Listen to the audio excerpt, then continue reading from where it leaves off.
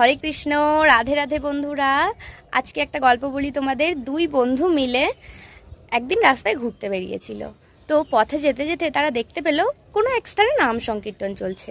তো তাদের দুজনের মধ্যে থেকে এক বন্ধু বলে উঠলো, চল ভাই আজকে নাম সংকীর্তনই শুনি। তো দ্বিতীয় বন্ধু বলল, ধর ওখানে গিয়ে কি আনন্দ সুখ লাভ করা যাবে নাকি, ওখানে ফালতু বসে সময় কেন নষ্ট করব, যেখানে গেলে আনন্দ সুখ লাভ করতে পারবো চল সেখানেই যাই। তো প্রথম বন্ধু তার কথা না শুনে নাম সংকীর্তনই শুনতে গেল, আর দ্বিতীয় বন্ধু গেল সুখ আনন্দ লাভ করার জন্য পতিতালয়ে।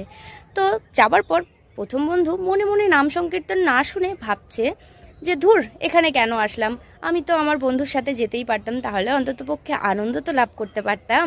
আর দ্বিতীয় বন্ধু ভাবছে, ইস আমি এত বাজে, এত নোংরা আমার মন যে আমার বন্ধু নাম সংকীর্তন শুনতে গেল আর আমি এই পতিতালয়ে আসলাম। তো কালক্রমে তাদের দুজনেরই মৃত্যু হলো। মৃত্যু হবার পর যে পতিতালয়ে গেছিল তাকে নিয়ে যাওয়া হলো স্বর্গে, আর যে নাম সংকীর্তন শুনতে গেছিল তাকে নিয়ে যাওয়া হলো যমলোকে।